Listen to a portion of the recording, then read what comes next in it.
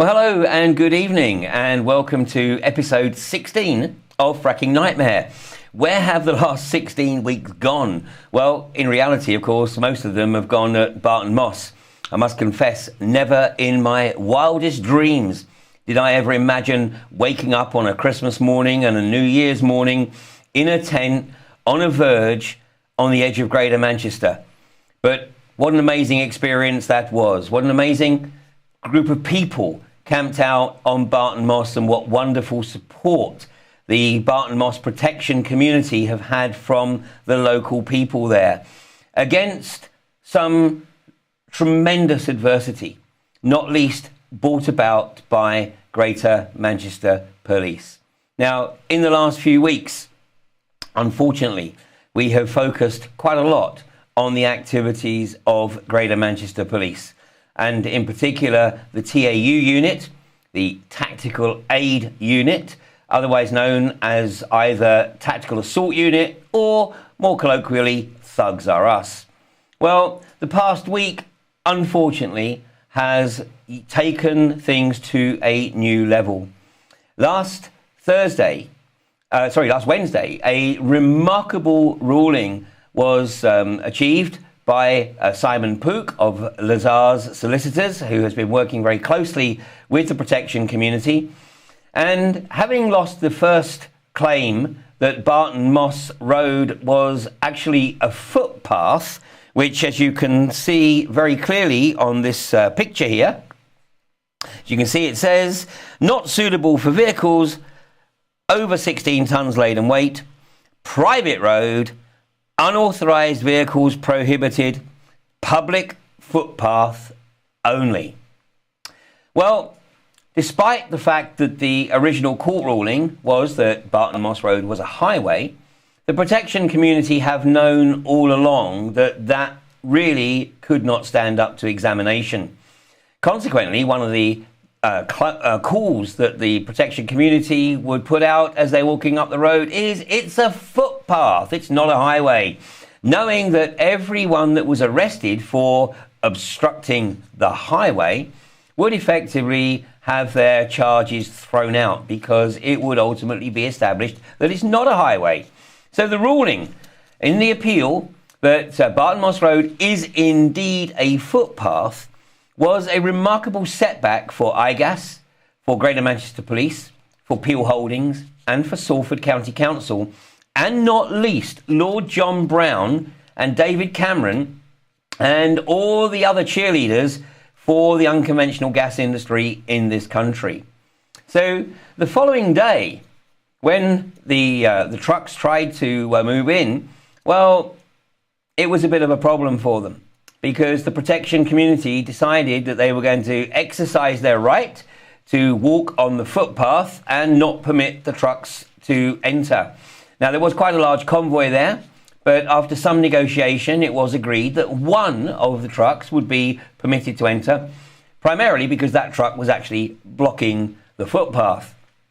So that truck was escorted up Barton Moss Road and allowed into the iGas well site. The following day, though, when the convoy turned up on Friday, then this was a different ball game. And the protection community was absolutely determined to dig the heels in and make it very clear that trucks were not permitted on the footpath. Well, needless to say, David Cameron and all of the other players involved in this abomination were not just going to roll over. Consequently, it would seem that somehow they managed to achieve a total media blackout on the footpath ruling, despite the fact that this was absolutely pivotal in the whole IGAS campaign. Because what it effectively meant was that IGAS had a well site that was effectively stranded. So which stands for Island Gas, was quite an appropriate name, really, because it was indeed an island on the Moss with no apparent vehicular access. Well, obviously the lawyers and all of the various senior managers of Peel Holdings, Salford City Council, the police, and no doubt a few civil servants got their heads together and decided, of course, that they weren't going to let a little thing like the law get in the way. So going through all the various statutes, they decided that the vehicles could actually progress up the path, and if anybody got in the way, it would be aggravated trespass. So on Saturday morning, a very large convoy arrived at the head of Barton Moss Road, and the police, in very aggressive mode, decided to march the convoy up and to absolutely make it clear that anybody who stood in their way was going to be arrested for aggravated trespass. So consequently, we have yet more evidence that the UK police force is, without any shadow of doubt, a corporate enforcement force. And they're not going to let a little thing like the law prevent them from carrying out that duty. It's also becoming increasingly evident that many of the Manchester police are embarrassed about being on duty at Barton Moss. Increasingly, we're seeing them wearing their collars right up and their helmets right down, almost looking like a British Bobby version of a burqa. Or is that Burke? Well, I'll leave you to decide that. But the reality is that the game has got taken to a new level. And I'm not going to show the video footage today, but I'll leave you, just show you this photograph. What I would encourage you to do is to spend a little bit of time searching yourself. And here's the clue. Search Barton Moss police brutality, because there is now a plethora of videos in the public domain which show the irrefutable evidence as to how the British police deem it appropriate to deal with peaceful protest. The reality is, of course, that the British government has dug a hole for itself, and it's not about to climb out of it anytime soon.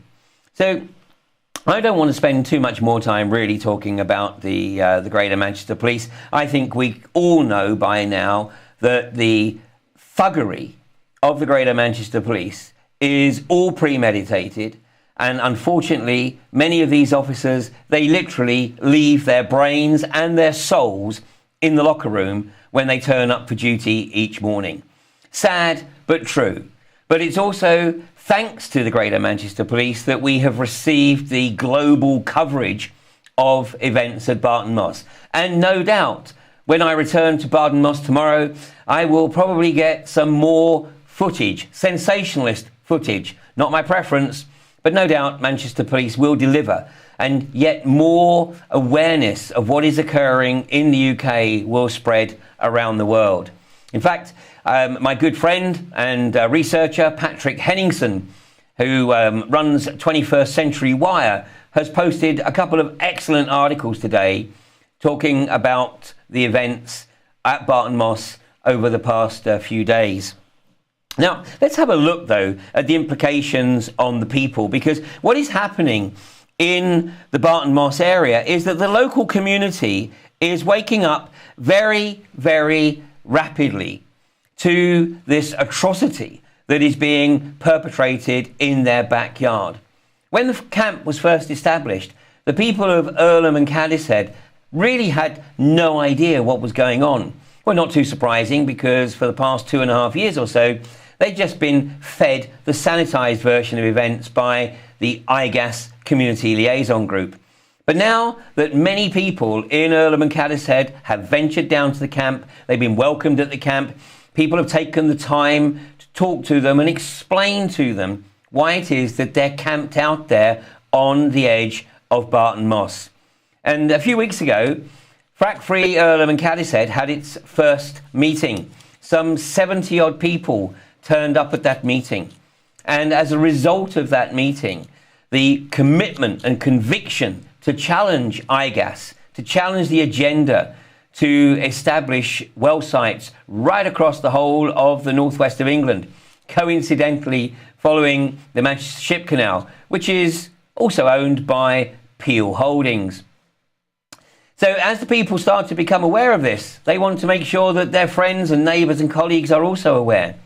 So Frack Free Earlham and Cadishead have produced some 5,000 plus flyers, and they now plan to deliver a flyer advertising their next meeting, which is on Wednesday, the 26th of February, and in Cadishead.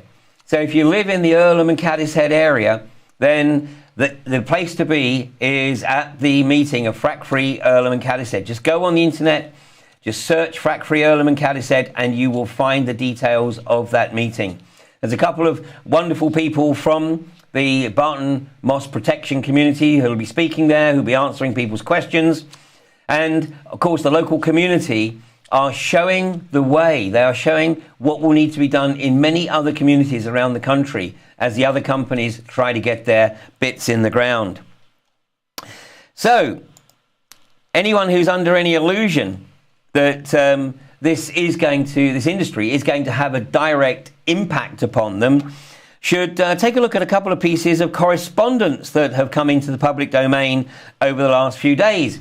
And these are people who have taken the initiative to write to their insurance companies to ask whether or not their house insurance will actually cover them in the event of damage being caused to their property as a result of hydraulic fracturing. So let's have a look at this one. I've obviously blanked the names. Oh, no, I haven't. Oops, sorry, Mr. Hudson. Said, hello, my home insurance currently with my bank is due for renewal in February. I live in an area about to be subject to fracking. Will your policy cover me for any damage caused by fracking? Here's the response. Dear Mr. Hudson, thank you for your email query dated 29th of January 2014, which I've discussed with our underwriters. They have confirmed that, unfortunately, we would not be able to offer cover for damage caused by fracking or for a property which is in an area subject to fracking.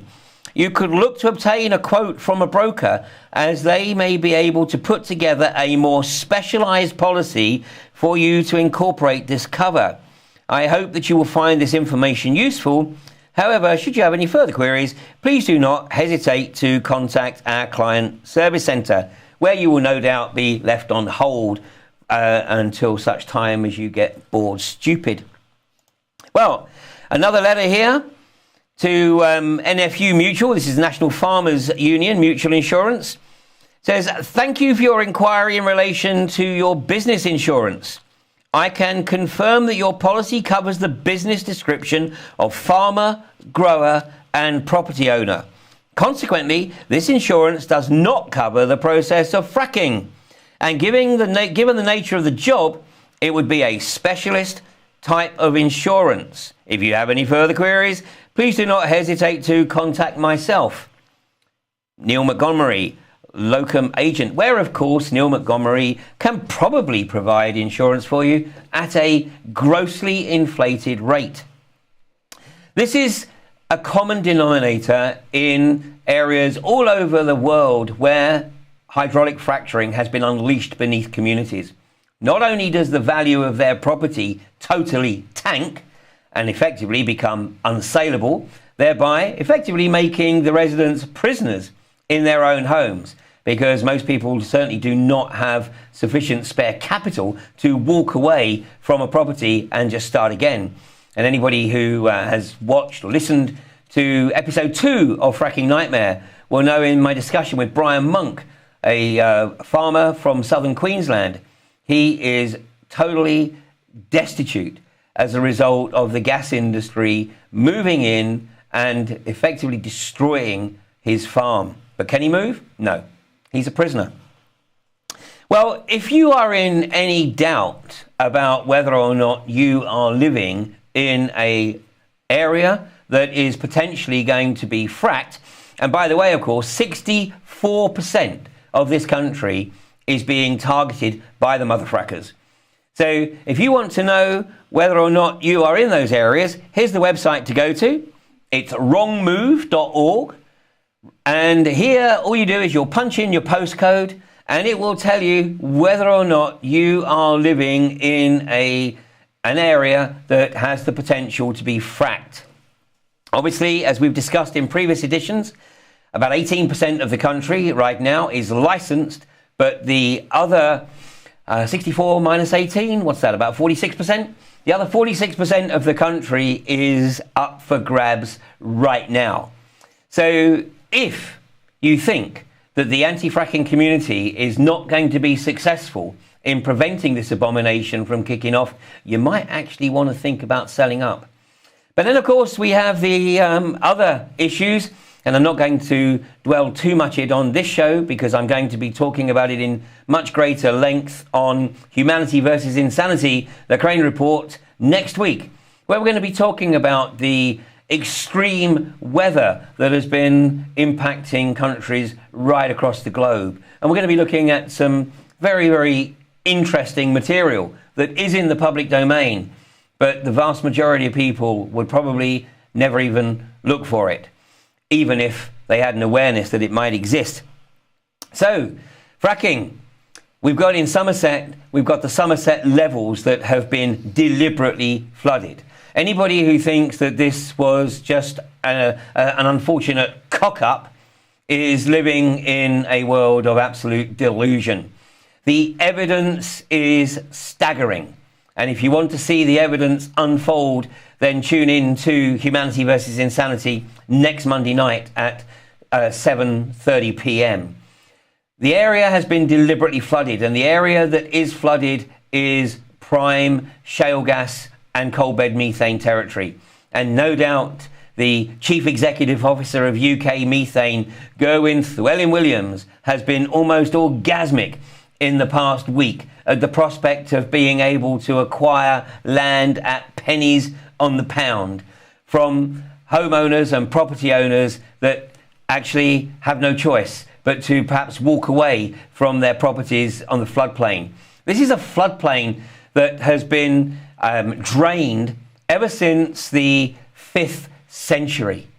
And yet here we are in the 21st century and we can't prevent this area from flooding. Well, we can, but actually what we do is we introduce legislation which prevents the farmers from maintaining their own drainage ditches, and we prevent the government and other agencies from dredging the rivers that would drain the levels into the Bristol Channel.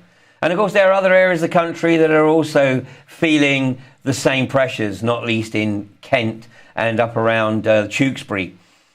Reclaiming land for water. More of that next week. What we are looking at in this country is an agenda that absolutely doesn't give the proverbial monkeys about the population. This is a cartoon that I picked up earlier today, which I think is remarkably descriptive. It's very evident that the anti-fracking community is the fastest growing environmental movement in this country. It's a community that covers every part of the social, political and philosophical spectrum. And the people at Barton Moss camp are from all walks of life. And they are united on a sole topic of banning fracking in this country. They may not agree on very much else, but that is one thing they absolutely do agree upon. Later this year, I'm going to be hosting an event, in fact in May. It's called AV5, Alternative View 5. Here we go, it's up on the screen now.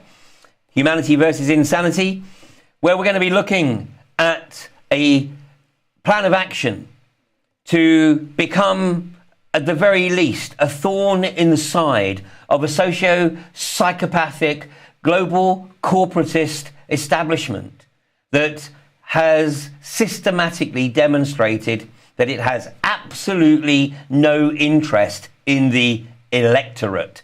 In fact, all they want to do is remain in their overpaid ivory towers and milk whatever they can from the system, regardless of the impact on their communities. Well, something has to change. And at AV5, we're going to be launching a new political initiative that might just bring those changes about. We're going to take a short break now, and when I come back, we're going to be talking with Tina-Louise.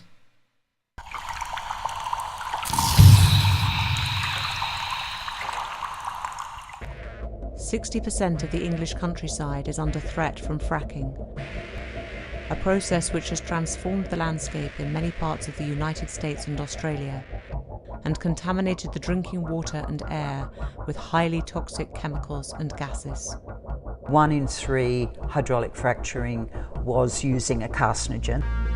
So it really is a chemical cocktail that goes into the earth, of which up to 40% remains there. The grandchildren were in the bath and they started screaming and everything that was in the water was burnt. The MDs have been instructed not to report any negative health effects that they believe to be associated with living over a gas field. There's nothing inherent about the shale gas process that is going to lead to problems. Some of this material was actually taken to a large sewage treatment works, which had no capacity to handle radioactive materials of this kind. 800,000 gallons was dumped into the Manchester Ship Canal.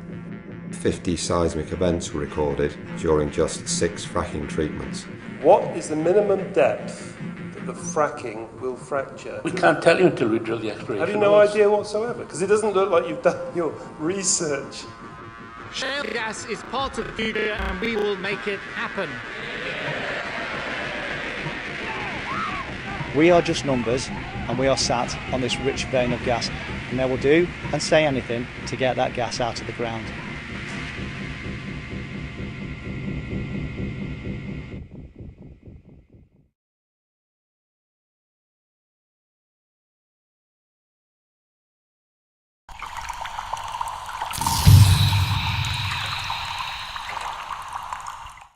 And welcome back to part 2 of episode 16 of Fracking Nightmare. Now I have Tina-Louise on the line, and many of our regular viewers, of course, will remember Tina-Louise from previous shows. In fact, at one point, I think I even floated the idea of Tina-Louise becoming my co-host. So Tina, are you there? Can you hear me? I am. Hi. Hey, how you doing? Now, hey, you were at Barton Moss today, because I was watching the live stream. Trying to get some work done and watch the live stream out of the corner of my eye, and of course I heard your dulcet tones on the camera there. So tell us about your experiences today, Tina. I think it's probably a lot harder when you've been off site for a little while, and I haven't been down for a while. And when you go down and you realise what all these people I admire so much are going through on a daily basis, and you feel really bad that they've had to go through this. And the violence was particularly striking today. I watched them behind Diane Steele, and the policeman had his hand as a knuckle, so that when he was pushing into her, he was pushing with the hardness of the knuckle. And she ended up at the end of it in tears. And, you know, I said to the guy, I said, yeah, how are you're going to sleep tonight knowing that a woman, you know, who's a grandparent is now going to fall asleep bruised and in tears because of your behavior? But I think, again, it was the usual thing. It was the lack of a soul inside the man doing the action, and also the humor of all the other police around him, that when you look behind them, you could see that the rest of the police were laughing, and it was almost like they enjoy it sometimes, and that's really tragic and horrible to watch. And so, yeah, we tried music, we tried dance, we tried laughter, we tried lots of happy stuff first. You know, I was reading one of my neighbours here in Blackpool commenting on the live stream saying, oh, you know, you guys aren't always polite to the police. I thought, well, no, but it takes a lot to get us to that stage. We initially start off usually trying to engage or be civil. We did silent marching. But, you know, it doesn't work. It doesn't work. Well, you were talking about the knuckle in the back of Diane. One part on the live stream, it looked like they were literally kicking at her heels deliberately as she was walking up the road. They were. She was essentially kicked all the way the length of the road. I mean, the knuckle incident was one of just an ongoing attack on this woman. I mean, just continuous. You can't call it like it wasn't a thump or a throw, so you can't say, oh, there's the incident. It was the entire walk. I'm sorry, I'm a little hoarse on my voice. It was a long day and I did a lot of shouting. But they were really kicking into her heels. But also her bottom was really sore because he was kneeing her. You know, as he come down the hill and things, he's kneeing into her. It just was horrible what they did. But also, I know that lots of people whose legs backed up onto the police were getting, you know, really sore on the back of their legs because the police don't. This is walking you along a pathway, facilitating peaceful protest. No, it's not. It's bullying, squashing, pushing. They are really bad, and they're not acting within the law. Well, they know it, but they've been let off the leash. Yeah, and that's what it feels like. It certainly feels like they've suddenly got this ability to attack people that maybe they haven't had before. But when I complained and I was asking for an inspector because I thought it was really bad what they did to Diane, and I wanted to talk to a police officer about it, and they said, well, you have to speak to an inspector. I asked for an inspector, and they wouldn't cooperate, and they treat you like you're a criminal. And so I said, well, let's just pretend none of this is here and you're not protecting a gate, that you're just talking to me as a civilian on a footpath.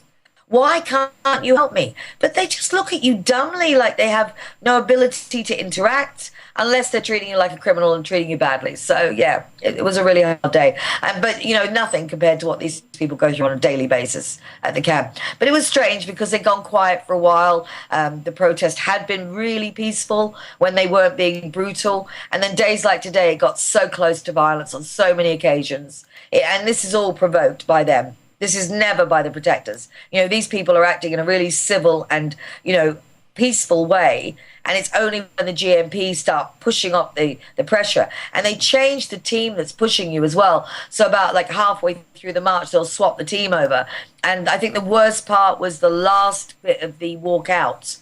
Oh, that was horrible. There was a man, and I could only say he was either on steroids or a psychopath. And again, I complained to the police and I said, there's a man and he's dressed as a police officer, and I believe he's a psychopath and he's brutal. And again, he's bearing down on very small, older women. So what will you do about it? Whether he's dressed as a cop or a postman or, a guy on the street, how dare he be allowed to behave like that? How dare he when he's bearing down on people who are doing nothing other than walking as quickly as they can? I mean, it wasn't a slow walk. It really wasn't. They were pushing so fast and hard. But it's a man, you'll see him in the live streams, he's got quite pock-marked face, and he is just, he was the worst I've ever seen, the worst I've ever seen. Well, one of the things that, I've actually shared this with the police, and one of the things that doesn't seem to concern these individuals is that if, and it's a massive if, because I do believe we will be successful, but if these mother frackers actually get their bits in the ground and the UK ends up like parts of Colorado, New Mexico, Wyoming, Pennsylvania, southern Queensland, with a contaminated water table, with soils where we can't grow crops, and areas where people are getting incredibly sick because of leaking methane and other chemicals migrating through the ground. If that happens, then all of these police officers are effectively going to be culpable of perpetrating this agenda. And bearing in mind that 64% of this country is being targeted. So if we have a situation where large tracts of this country are completely uninhabitable, it's not beyond the realms of possibility that within a generation or so, that effectively people are looking for retribution. They're looking to find the perpetrators of this atrocity. And of course, all of those who work in these companies, that's going to be a matter of public record. But now we also have these enforcers, these corporate enforcers. And of course, you know what their defense is going to be. We were just following orders. That was one of the chants at one point today was we were just following orders. And it is, and you look in their faces and they're not thinking for themselves. And again, you ask them, why do you think we're here? What do you understand about fracking? They know nothing. They know nothing.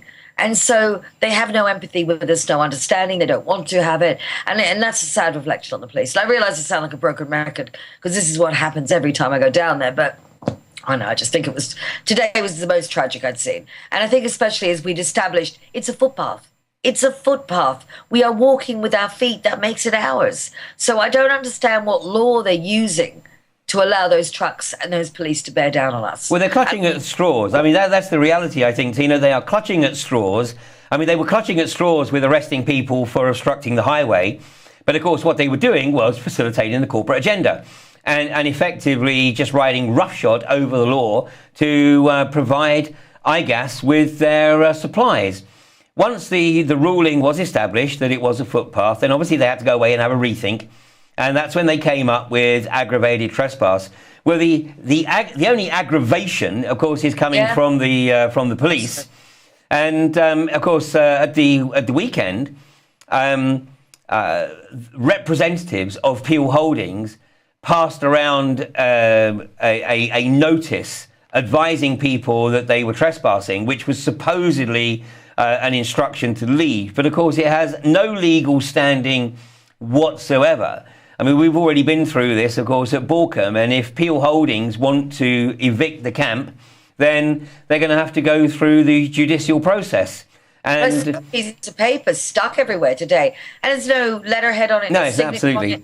I could type the same thing and just stick up notices saying, "Please come party on Barton Moss. This footpath is for everyone." So what makes it more special? What means we have to obey that? Because it's got nothing official on it. Well, it's just intimidatory tactics. I mean, frankly, I smell the creative mind of Amanda Webster once again, of Harrison Drury, who also, of course, is the Assistant Police and Crime Commissioner for Lancashire. So, a remarkable conflict of interest. But, of course, with the magnitude of corruption that we're seeing in this present administration, that should really be no surprise whatsoever. Now, Tina, you have been on the case, as it were, for what, 2.5 years now? 2 years. 2 years. So, basically, it's got to be 3, isn't it? It's almost 3 years since the seismic events on the Fylde Peninsula.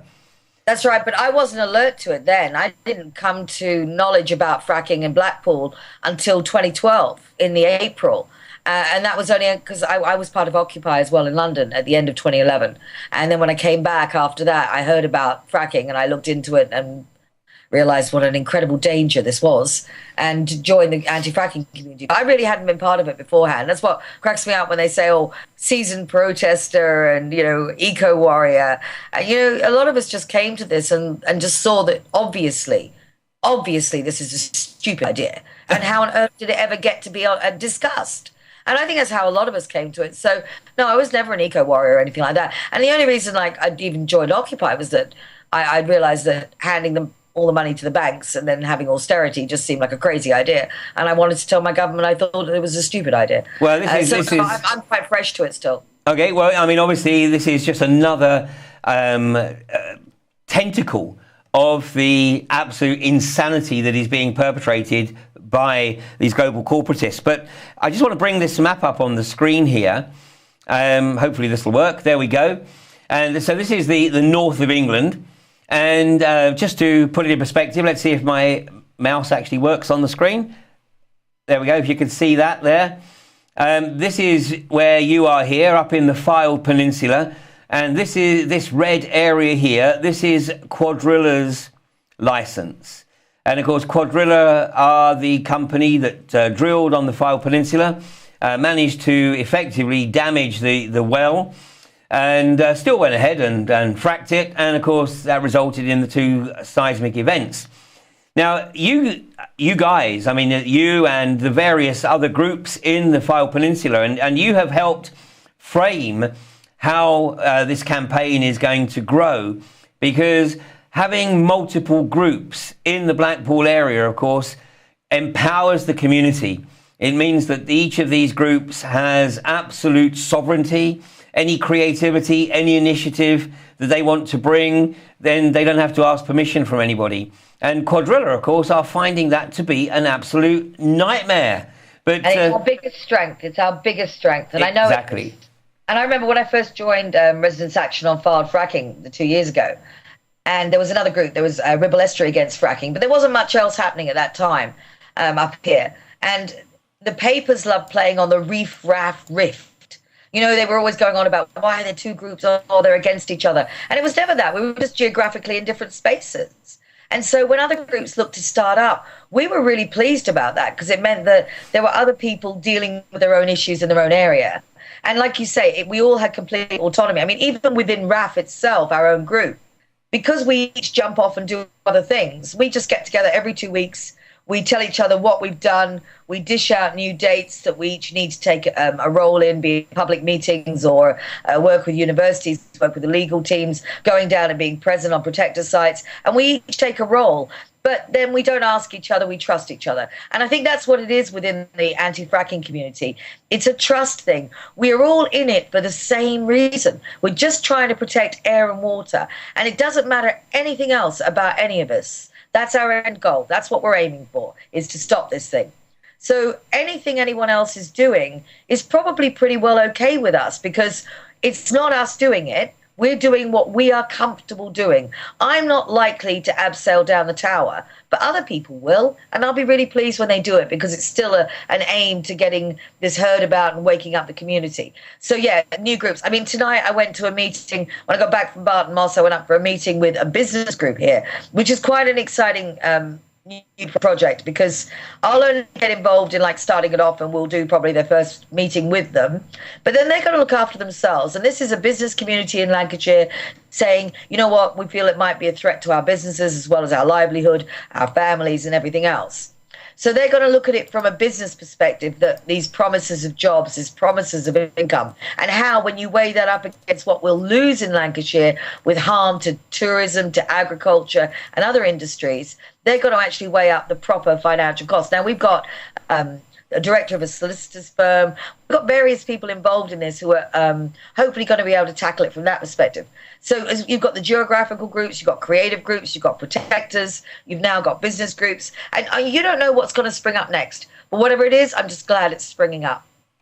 Well, absolutely. And I think there's now 7 or maybe even 8 groups on the Fylde Peninsula, and growing all the time. And you guys are doing a wonderful job of encouraging the communities on the Fylde Peninsula to actually step up to the plate. And obviously, go on. So, I was going to say, we think it's really important when we do it, though, is we only get them started and help as much as they need us to, because the last thing we want is clones. What we really want is individuals just to come together and find their own solutions, because it's amazing also what that does for building your community. And this is you have to get a really good side effect for this vile way of life and living, looking at fracking. But aside from that, your community suddenly stands together, and that's really beautiful to watch. And you figure that once we win this, and we will win this, I agree with you, once we win this and we get it done and we stop the fracking, then what else can those community groups do? Because they've created this network like we all have, and now all of a sudden there's a little bit of trust, and they know they've made the right decisions in this. It's like I was talking to the business group tonight, and I said, do you know what comes at the end is that you become, for me, the ultimate networking group. Because not only are you businesses in Lancashire, you're the businesses who said, you know what, I'm going to make a stand. I'm going to risk things, and I'm going to say, you know what, I object to this, and I'm going to stand up for it. So to me, those would be honourable businesses, as opposed to, you know, the ones who've jumped in, taken the Quadrilla money and said, you know what, we'll sell out and just go with Quadrilla. Because when Quadrilla fails in this area, then those businesses that were supported by Quadrilla are going to fail as well, I would imagine. I agree, Tina. I mean, this is an incredibly exciting time. You know, not only is the anti-fracking community the fastest environmental community fastest growing environmental community in the UK, it is unique in its total lack of structure, but yet its tight networking. This amorphous morass of individuals and local community groups is really providing the establishment with a significant headache. And we're going to talk in part 3 about how that's actually manifesting. So join us after this short break.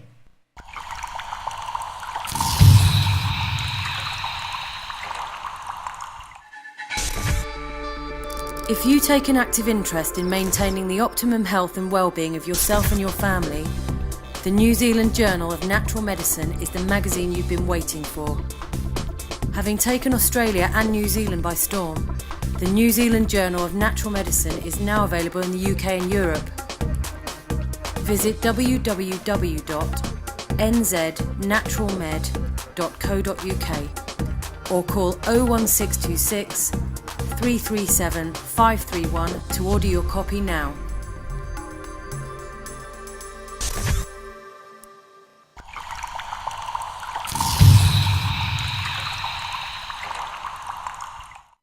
and welcome back to part 3 of episode 16 of Fracking Nightmare. Now, normally, or certainly over the past couple of weeks, I've been joined by Bear, who is my co-researcher. But unfortunately, Bear is a little bit under the weather, and we spoke about 5 o'clock this evening, and I could barely hear him down the phone. And so obviously his priority has to be to get his health back. So Bear will be back with us next week. But meanwhile, I'm speaking with Tina-Louise from the Fyle Peninsula. So Tina, we were talking about community groups. Let me go back to the map here. And I want to acknowledge the source of this map. This is from a website from a group called Frack Off. So the website, just put into the search engine, Frack Off, and this is the website you'll come up with. And from the homepage, if you click on the big picture, then you will find this map which you can drill down and look at the detail. And what you're seeing here is all of the existing petroleum exploration and development licenses. But as I said earlier, with the other 46% of the country that is up for grabs, these licenses are going to be literally right across the country, probably by the end of this year. So at the moment, we were talking about the Fyle Peninsula here and the rapidly expanding number of anti-fracking communities who are rising to Quadrilla's challenge. I have to say that every time I see Francis Egan, the Chief Executive Officer of Quadrilla, he's looking more and more haggard. Perhaps he's actually starting to realise what it is he's doing or what he's up against and is losing a bit of sleep. But come back to this map again, because the area in purple here, this is IGAS. And it's, in my opinion, no accident that these petroleum exploration and development licenses that are now owned by IGAS actually follow the line of the Manchester Ship Canal. They have a shared landlord. IGAS and the Ship Canal are owned by Peel Holdings. And in fact, The Independent ran quite an expose on Peel Holdings. I think the headline was one of the largest company that you've never heard of. Yes. And earlier this evening in Humanity versus Insanity, we were talking about the web, between businesses and the police and local authorities. And this is absolutely epitomised in the Northwest. And before the camp was even established on Barton Moss, a number of people were saying, oh my gosh, you really got to be careful. Peel Holdings don't exactly play by the rules. Well, to date, it's not necessarily Peel Holdings that have been the problem. It's Greater Manchester Police who don't play by the rules. In fact, of course, the Greater Manchester Police have proven that they make them up as they go along. But the challenge, Tina-Louise, is to try and establish local anti-fracking groups in each of the potentially targeted areas, which pretty much means right across the country. So with the benefit of your experience, what would your counsel be? What would your advice be to those communities that are sitting on existing petroleum exploration and development licenses? Well, I suppose I go back to one of our first public meetings that I was involved in, and there was maybe 80 people sat in front of us. And when we gave the talk, you knew that you were going to make 80 people very angry, and that they would have nothing they could do with that anger, because there's not a single public meeting where they don't all understand and get it when they see how the shale gas is extracted. Then instantly they go, okay, then right, so I object. Now what do I do? And people look to you to try and find, have you got the answer? What's my next move? And usually what we suggest is find your neighbor, talk to someone else in your area and ask them, that what would you like to do? Shall we do something together? And then try to form a group, because if there's even a single person concerned in a community, get in touch with any of the established groups, and we will always come down and help you. We will drop leaflets and help you raise a public meeting, and then we will help you as much or as little as you want. And then once you've had your public meeting, we can just about guarantee that you will have a community group. I see community groups working is you tend to have a core of just a few people who deal with the correspondence and deal with setting up public meetings and things like that, and getting involved in national and international actions.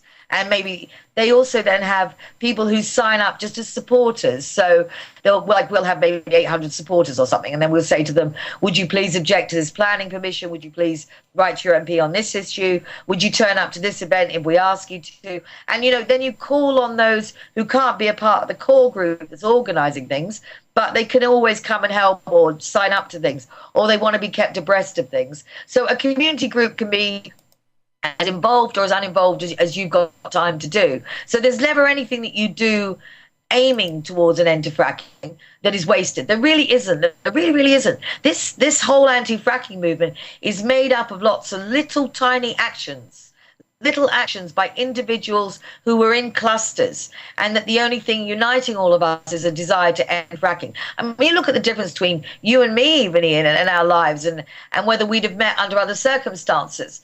And the same way with a lot of the protectors at the camps and people I meet in my day-to-day life now with the different groups. And I have so loved and welcomed this vast diversity that's come into my life as a result. And that's another one of the silver linings I was saying, that we've made these connections and that we then have a lot more power knowing that these people care, and that there are so many people who are just like us, even though their circumstances are different. I think we're divided as a society by our media tell us, you're rich, you're poor, you're left, you're right, you're black, you're white, you live here, you live there.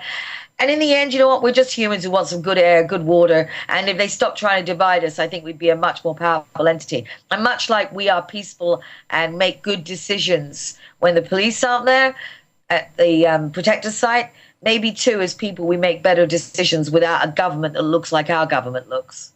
Yeah, and the point you make about the unity within the community is very important, because as you and I and every other person that participated in Balcombe and Barton Moss is very well aware, there's probably not too many other issues where everybody would agree, but we do all agree on this one issue, and there is a remarkable maturity amongst the people at the camps who put aside their differences on these other subjects. Okay, I mean, there's some debate, some discussion. Sometimes it gets a little bit heated, but that's the beauty of being human. We can actually have these discussions. But when it comes down to where the rubber literally meets the road, everybody is united on the common cause. And the great sadness for me is that there are people who purport to be part of the anti-fracking community, and yet they're backbiting, they're sniping, they're whinging, they're ad hominem attack. I mean, they couldn't do a better job if they were actually working for the opposition. Which sometimes makes you think there are. I was talking to someone this evening who'd had a few issues in her business, an unexpected tax check and all sorts of other things, that suddenly she had to live by the rules. And then I also spoke to someone else who'd had a strange encounter with a gas vehicle. And I know it sounds daft and maybe we're just overreacting, but I also think that we should never forget that this is the energy business, for God's sake. We are taking on one of the biggest industries in the world. And we can't expect them to lay down and go, you know what, these nice protector people clearly just want us to stop, we'll go away.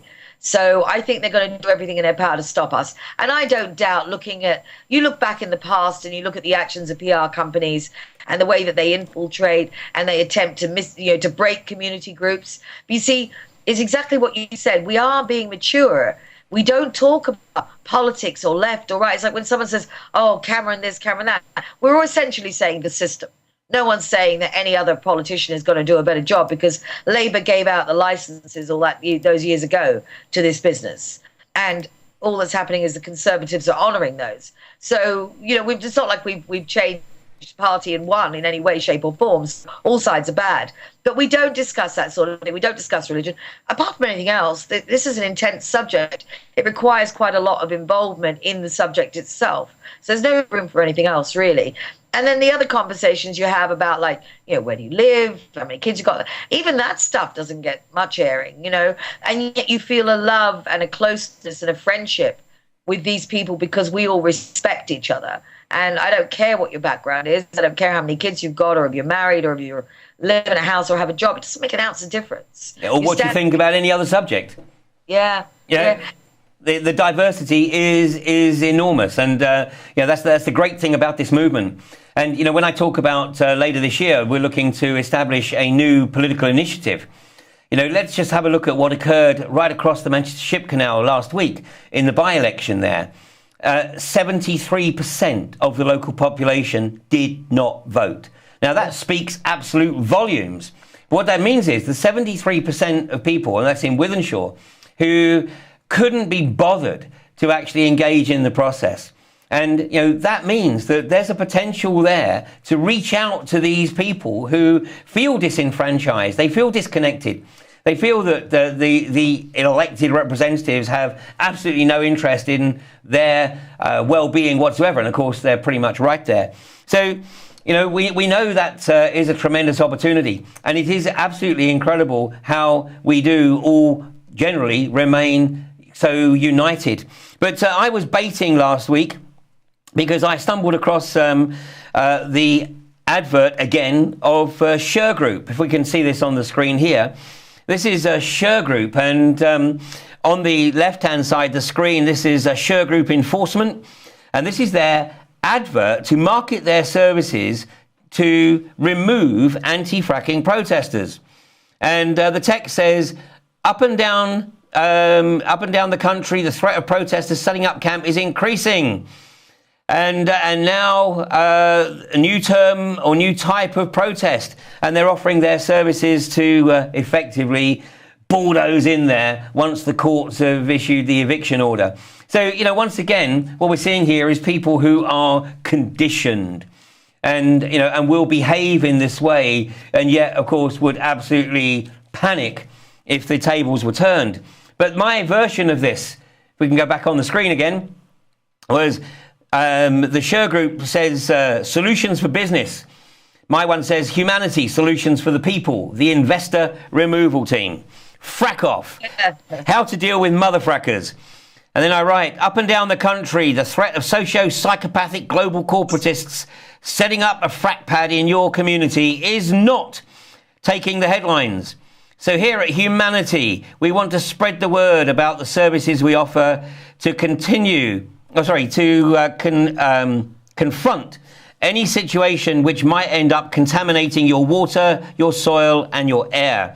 Humanity has been removing socio-psychopathic mother frackers over the past few weeks and months under orders from no one other than ourselves.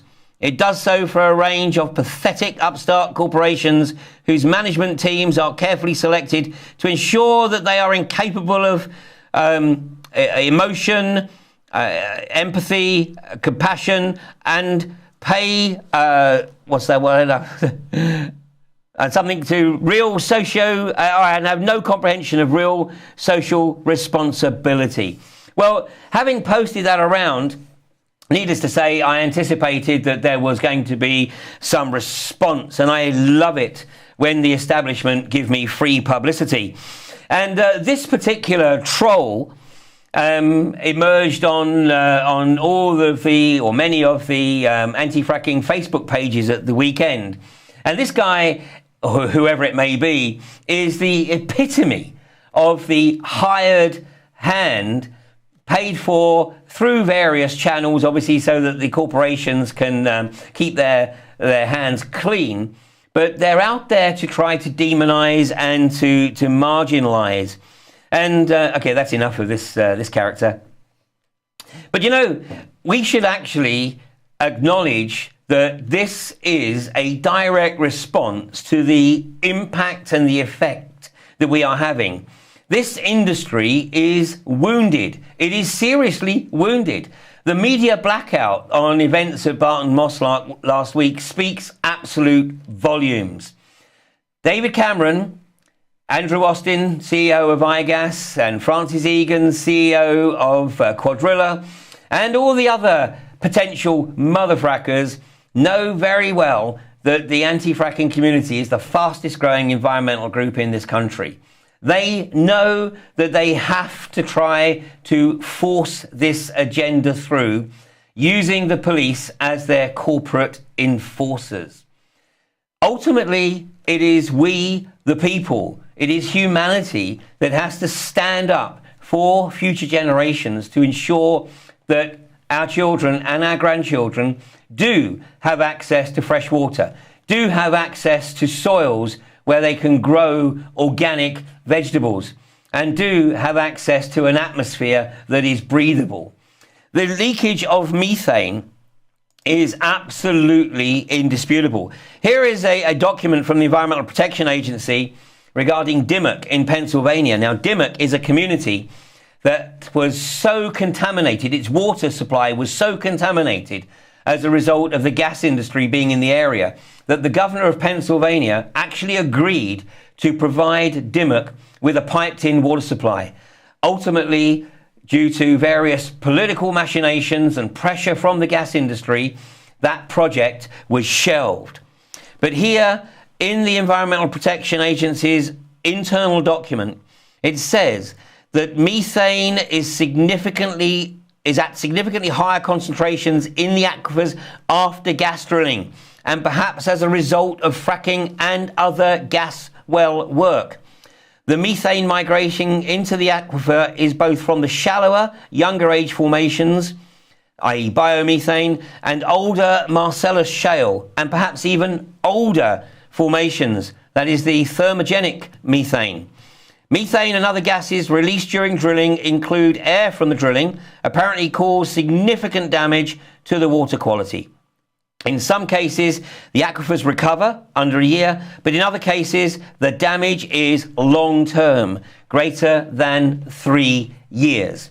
This is Russian roulette, and every one of those yellow-jacketed police officers is potentially culpable in a crime against humanity, a crime against the population of this country.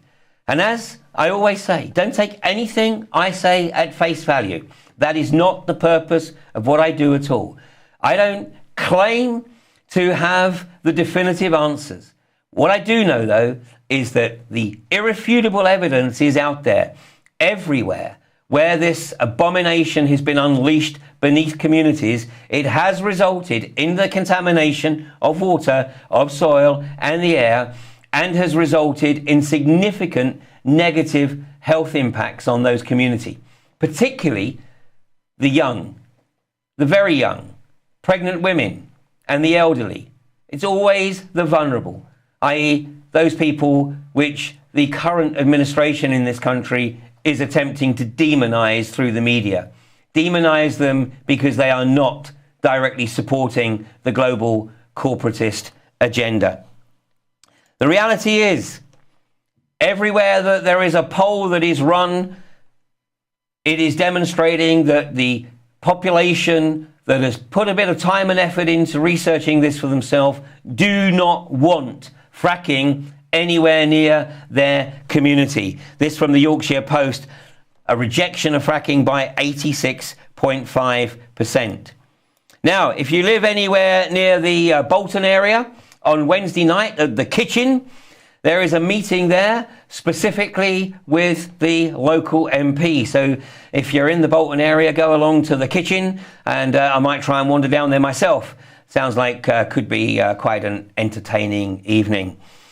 Otherwise, I will be in Chorlton on the 26th of the month at the Irish Club, the Chorlton Irish Club in High Lane, Chorlton, where I should be delivering a vastly updated version of Fractured Future. I can pretty much assure you that anyone who attends that event, if they are sitting on the fence at the start of the evening, they definitely won't be by the end. Well, Tina-Louise, we're coming to the end of the show. So thank you very much for joining me this evening. Thank you so much for being on the front line at Barton Moss. Thank you so much for everything you and everyone else in the anti-fracking community is doing to prevent this abomination from being unleashed beneath the population of this country. And thank you too. Really value what you do. I'll tell you about one thing just before we go. We've got 10 seconds. One point on the line, we all had this shared moment of humanity where we roared and made a wall of sound. It was breathtaking. Well, I shall be there tomorrow. So, Barton Moss, I'm on my way. Join me next week.